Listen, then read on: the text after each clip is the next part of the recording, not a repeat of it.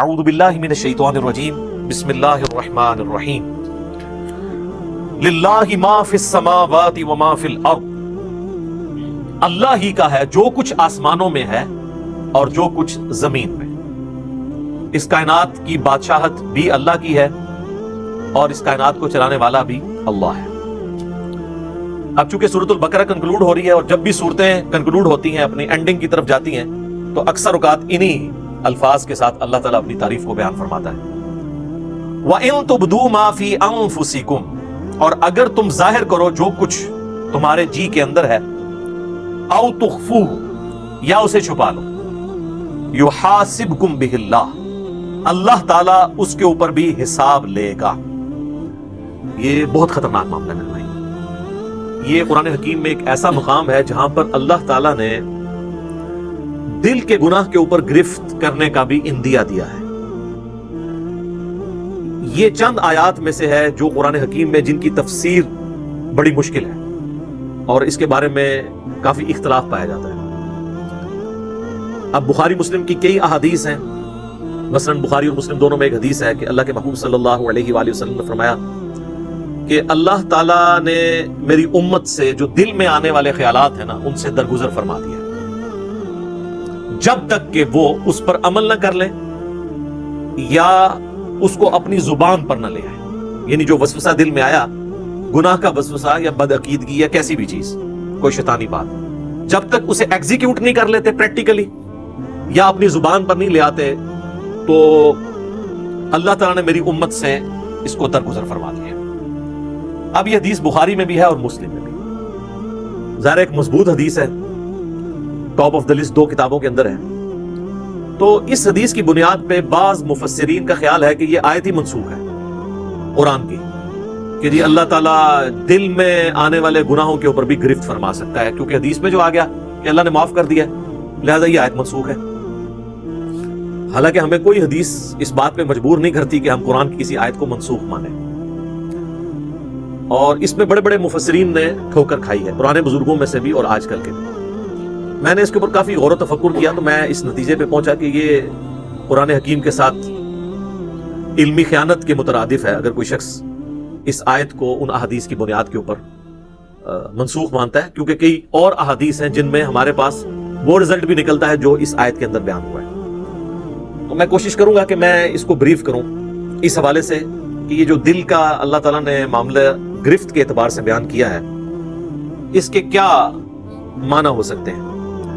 تو غور و تفکر کرنے کے بعد میں اس رزلٹ پہ پہنچا ہوں کہ یہ جو اللہ تعالیٰ نے فرمایا نا، وَإِن تُبْدُوا مَا فِي أَنفُسِكُمْ أَوْ تُخْفُوهُ يُحَاسِبْكُمْ بِهِ اللَّهُ، چاہے تم اپنے جی کے خیال کو ظاہر کر دو یا جی میں چھپا کر رکھو، اس میں بھی اللہ محاسبہ کر دے گا، پکڑ فرما لے گا۔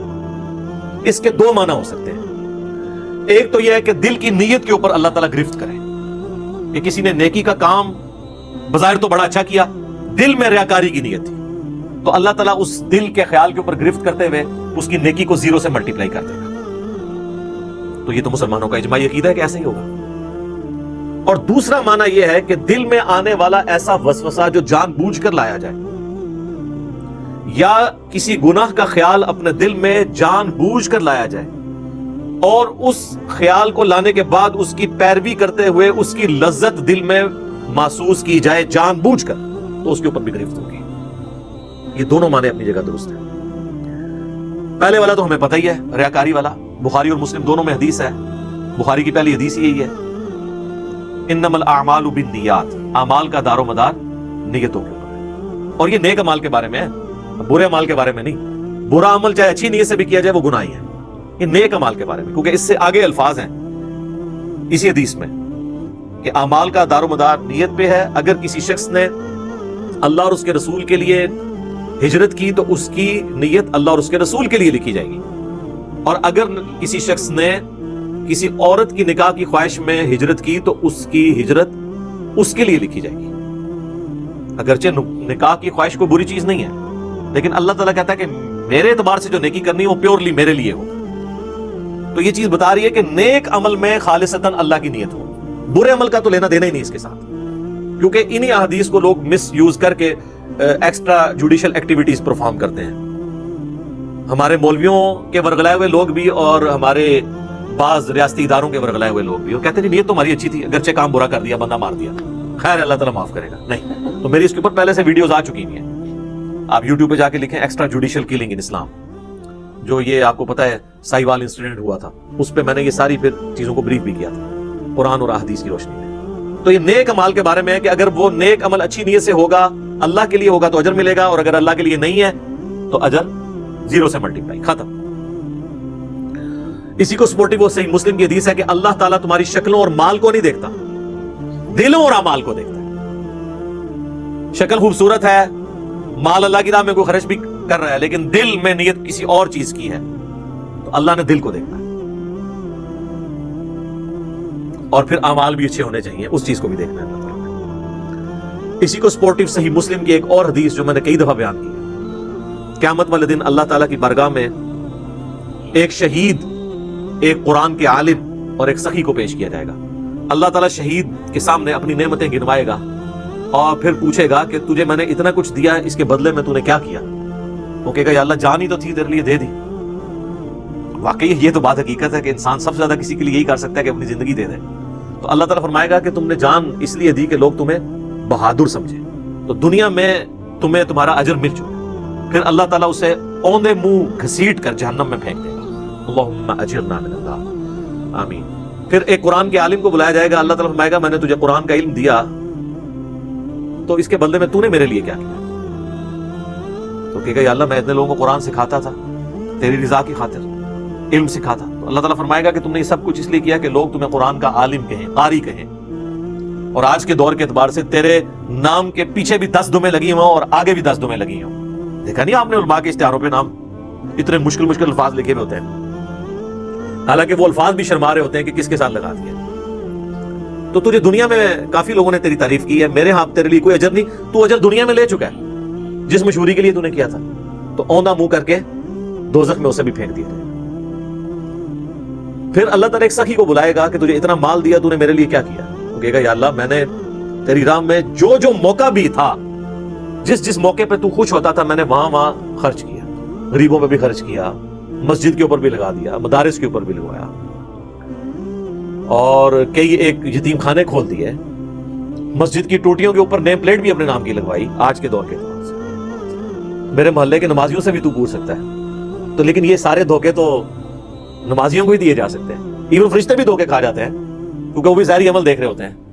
تو at the end of the day حساب تو اللہ نے لینا ہے. اللہ فرمائے گا تو نے یہ جو تیرے نامے مال میں گرچہ نیکیاں لکھی ہوئی ہیں، لیکن یہ نیکیاں فرشتوں نے لکھی ہیں، بندوں کی نظر میں ہے، میری نظر میں تو نہیں ہے، کیونکہ تو نے سب کچھ لوگوں سے تعریف کے لیے کیا کہ میرے دسترخوان سے اتنے لوگ کھاتے تھے، میرے ہاسپٹل سے اتنے لوگ علاج کرواتے تھے، تو میرے حضور تو اس کا کوئی اجر نہیں ہے. اس کو بھی اونا منہ کر کے دوزخ میں ڈال دیجیے. سر یہ 3 مثالیں اللہ کے محبوب صلی اللہ علیہ وآلہ وسلم نے دی ہیں. اگر آپ میں سے کوئی شخص سمجھتا ہے کہ دنیا میں ان 3 نیکیوں سے بڑی کوئی نیکی ہو سکتی ہے تو میرے سامنے لے آئے. کیا شہید ہونے سے بڑی کوئی نیکی انسان اللہ کے لیے کر سکتا ہے؟ اور اگر کسی نے یہ نہیں کی ہے، قرآن کی تعلیم سیکھنے اور سکھانے سے بڑی کوئی نیکی کر سکتا ہے؟ بخاری کی حدیث ہے تم میں سب سے بہتر وہ جو قرآن سیکھے اور سکھائے. اور بخاری مسلم کی ایک اور حدیث ہے کہ 2 ہی لوگ ہیں جن پہ رشک کیا جا سکتا ہے. اگر تم نے حسد کرنا جائز ہوتا نا تو 2 ہی لوگ ہیں جن سے انسان کو حسد کرنا چاہیے. ایک جسے اللہ نے قرآن کا علم دیا اور وہ لوگوں کو سکھاتا ہے، اور دوسرے جسے اللہ نے مال دیا اور وہ اللہ کی راہ میں خرچ کرتا ہے. اور تیسری نیکی یہاں پہ بھی مال ہی ہوئی ہے. یعنی اس کائنات میں سب سے بڑی 3 نیکیاں یہی ہو سکتی ہیں: شہادت، قرآن کا علم سیکھنا اور سکھانا، اور اللہ کی راہ میں صدقہ اور خیرات کرنا. یہ 3 نیکیاں بھی برباد ہو جائیں گی اگر اللہ کے لیے نہیں کی. ایون اگر اس میں کسی کو شریک بھی کیا تھا تب بھی برباد. مسند احمد میں حدیث ہے جس نے کسی کے دکھلاوے کے لیے نماز پڑھی گویا اس نے شرک کیا. اب مجھے بتائیں دکھلاوے کے لیے کون نماز پڑھ سکتا ہے؟ یہ کوئی اتنا آسان کام ہے؟ ہاں چلے چند ایک لوگ پڑھتے ہوں گے شاید، جس طرح وہ ہمارے قریبی دوست بتانے لگے کہ آپ کو پتا ہے جو پاکستان کے ایک فارمر پریزیڈنٹ تھے ضیاء الحق صاحب، ان کی پالیسیز سے 1000 اختلاف، لیکن ایک دیندار آدمی تھا، تو نمازی بڑا پکا تھا وہ. تو وہ کہنے لگے کہ انہوں نے لیاقت باغ آنا تھا. کہتے ہیں میری ڈیوٹی اس وقت میں نیا نیا آفیسر بھرتی ہوا تھا، پھر تو خیر وہ 22ویں گریڈ میں ریٹائر ہوئے. تو کہنے لگے کہ میری ڈیوٹی تھی کہ صدر صاحب کو آپ نے وضو کروانا ہے نماز اثر کے لیے. تو کہتے ہیں جب وہ آئے تو میں نے ان کو کہا کہ سر میں نے پانی آپ کے لیے گرم کر کے رکھا ہوا ہے, سردیاں تھیں. کہنے لگے بیٹا مجھے پتا تھا نماز اثر کا ٹائم ہے تو میں گھر سے وضو کر کے آیا ہوں. تو کہتے ہیں نماز کا ٹائم ہوا تو اب چونکہ صدر صاحب نماز پڑھ رہے ہیں تو لوگ بغیر وضو کے ہی پیچھے کھڑے ہو گئے. ظاہر پتا ہوتا ہے اپنے ساتھیوں کا کہ یہ تو کبھی زندگی میں انہوں نے کبھی نماز نہیں پڑھی, وضو بھی نہیں کیا, جا کے کھڑے ہو. جس طرح یہاں پہ کئی سیاسی لیڈر جو ہیں وہ جب کسی کے جنازے پہ جاتے ہیں تو اسی طریقے سے وہ جا کے کھڑے ہو جاتے ہیں, نہ ان کو نماز جنازہ آتا ہے نہ وضو کا طریقہ آتا ہے, وہ دنیا داری کے طور پر. تو مسند احمد کی حدیث کے الفاظ ہیں, جس نے دکھلاوے کے لیے نماز پڑھی اس نے شرک کیا, جس نے دکھلاوے کے لیے روزہ رکھا اس نے شرک کیا, جس نے دکھلاوے کے لیے صدقہ کیا اس نے شرک کیا. نماز تو ہے ہی اللہ کے لیے, تو پھر شرک کیسے آ گیا؟ یعنی اللہ کے ساتھ نیت بھی کسی نے کر لی کسی اور کی. حتیٰ کہ سنن ابن ماجہ میں یہ الفاظ بھی ہیں کہ اگر کوئی شخص نماز پڑھ رہا ہے اور اس نے یہ محسوس کیا کہ اسے کوئی دیکھ رہا ہے اس کی وجہ سے وہ اپنا سجدہ لمبا کرتے ہیں, تو سجدہ تو اللہ کے لیے کر رہے ہیں لیکن زیرو سے ملٹیپلائی ہو جائے گا, ریاکاری میں آ جائے گا. اسی لیے ریاکاری کو شرک اصغر کہا گیا, چھوٹا شرک. بڑا ایک جلی شرک ہے نا کہ اللہ کے ساتھ کسی کو شریک ٹھہرانا. ایک یہ ہے کہ اللہ کے ساتھ شریک تو کسی کو نہ ٹھہرانا, لیکن جو اللہ کے لیے اعمال کر رہے ہیں نا اس کی جزا مخلوق سے بھی ڈیمانڈ کرنا. ریاکاری, دکھلاوا, یہ بھی شرک کی کیٹیگری میں فال کرتا ہے. اللہم لا تجعلنا منہم, اے اللہ ہمیں ان میں سے نہ کرنا جو اس طرح کے فطروں کا شکار ہوں گے. آمین. اچھا جی, اب آ جائیں دوسرے معنی کی طرف, وہ ہے دل میں محکم خیال لانا گناہ کا, برائی کا.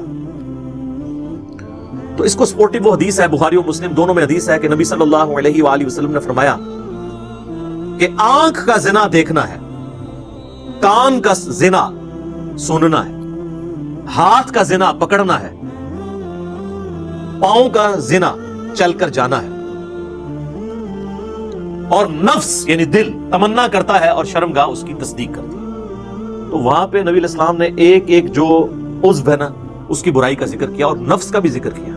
اگر کسی نے برائی کا خیال جان بوجھ کر اپنے جی میں لا کر اس سے لذت حاصل کی تو فرشتوں کو تو نہیں پتا اس کا, لیکن اللہ کے حضور اس کی گرفت ہوگی. وَلِعَوْذُ بِاللَّهِ تَعَالَى. اللہ کو کوئی نہیں پوچھ سکتا. سورۃ الانبیاء میں ہے نا, لا يسأل عما يفعل وهم يسألون. اللہ کو کوئی نہیں پوچھ سکتا کہ اس نے کوئی کام کیوں کیا. اللہ ہر ایک کو پوچھ سکتا ہے وهم يسألون کہ تم نے یہ کام کیوں کیا.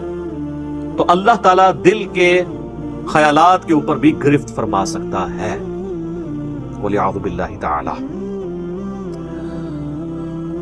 البتہ وہ حدیث اپنی جگہ ایک تسلی والی ہے بخاری اور مسلم میں کہ اللہ تعالیٰ نے میری امت سے دل کے خیالات کے اوپر درگزر فرما دیا ہے جب تک کہ اس پر عمل نہ کر لیں یا اس کو اپنی زبان پر نہ لے آئیں, یعنی دل میں آنے والے وسوسوں کو. لیکن اس کو بھی اسی اعتبار سے سمجھنا ہوگا کہ یہ بھی وسوسے وہ ہوں گے جو خود بخود آ جائیں. جو جان بوجھ کے لائے جاتے ہیں نا وہ ساری اس کیٹیگری میں نہیں آئیں گے. بہرحال اللہ تعالیٰ کی رحمت کا ایک تقاضا بھی ہے. وَكَتَبَ رَبُّكُمْ عَلَى نَفْسِهِ الرَّحْمَةِ, جو سورۃ الانعام میں ہے کہ اللہ نے اپنے اوپر خود سے ایک چیز واجب کر لی ہے کہ میں ہر حال میں رحم ہی کروں گا. جو بخاری مسلم دونوں میں حدیث ہے کہ میری رحمت میرے عرش پہ, میں نے اپنے پاس ایک عبارت لکھ لی تھی مخلوق کی پیدائش سے پہلے کہ میری رحمت میرے غضب پر سبقت لے جانے والی ہے. یہ برابر بھی ہوتی نا تب بھی ہمارے لیے مصیبت ہو جاتی. اسی لیے کہتے ہیں نا کہ اللہ تعالیٰ سے عدل نہیں مانگنا چاہیے بلکہ اللہ تعالیٰ سے اس کا فضل مانگنا چاہیے. اللہم انی اسألک من فضلک ورحمتک. آمین. اور صحیح مسلم میں ایک اور حدیث ہے کہ صحابہ اکرام کہتے ہیں کہ یا رسول اللہ ہمارے دل میں بعض اوقات ایسے خیالات آتے ہیں کہ ہمیں بڑے بھاری گزرتے ہیں کہ ہم کسی سے اس کا ذکر بھی کریں. یہ اکثر لوگ پوچھ رہے ہوتے ہیں نا دل میں جناب وسوسے آتے ہیں, نماز میں بھی بعض لوگوں کو آ جاتے ہیں. تو آپ صلی اللہ علیہ وآلہ وسلم نے فرمایا کیا تم واقعی دل میں ایسے خیالات محسوس کرتے ہو؟ ان کا یا رسول اللہ ایسے ہی ہے. تو آپ نے فرمایا یہ تمہارے ایمان کی دلیل ہے, کیونکہ ایمان کا چور کون ہے؟ شیطان اسی دل پہ حملہ کرے گا جس میں ایمان موجود ہوگا. اسی کو سپورٹیو ایک سنن ابی داؤد میں حدیث ہے, صحابہ نے کہا یا رسول اللہ بعض اوقات ہمارے دل میں ایسے خیالات آتے ہیں کہ ہمارا دل چاہتا ہے کہ ہم جل کے کوئلہ ہو جائیں لیکن اپنی زبان پہ اسے کبھی نہ لائیں.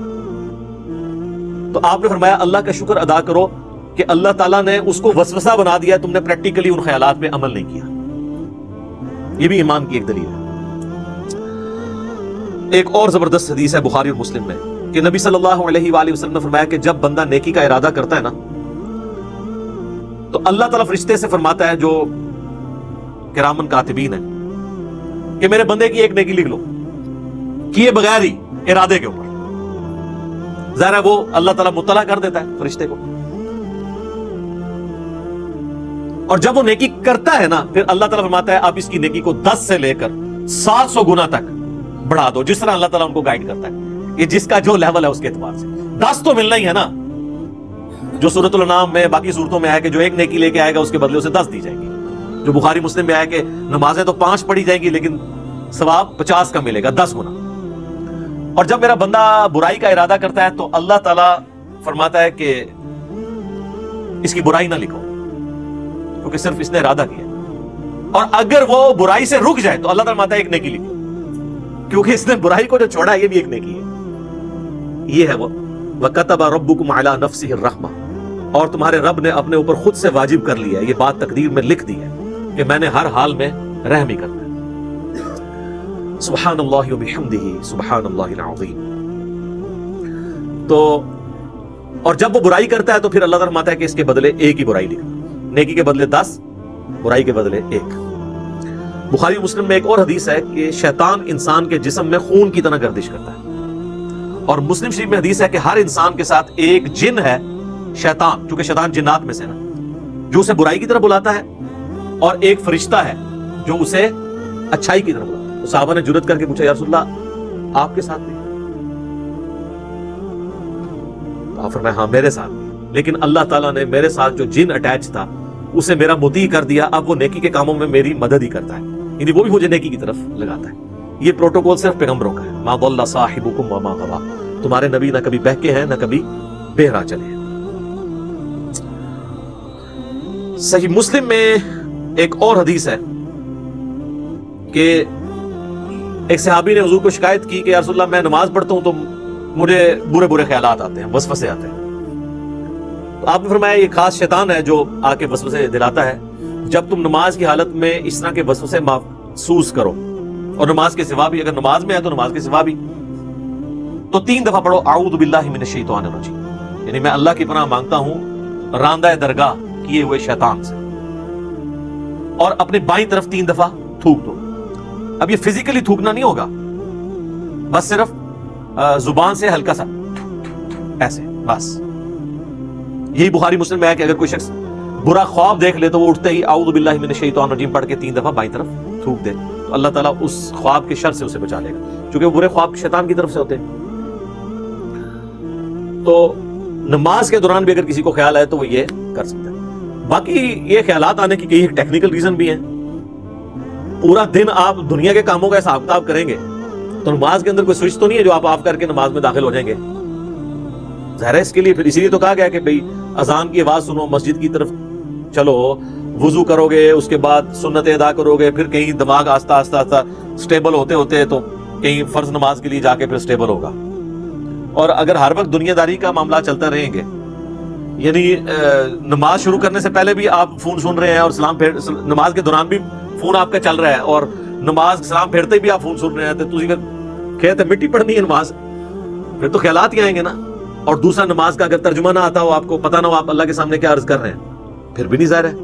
तो ये ज्यादातर जो लोग कहते हैं ख्यालात आते हैं, ये 99% लोगों के साथ ये मसला है कि वो ठीक आ रहे होते हैं ख्यालात, जो वो कर रहे होते हैं वही कुछ आ रहा होता है।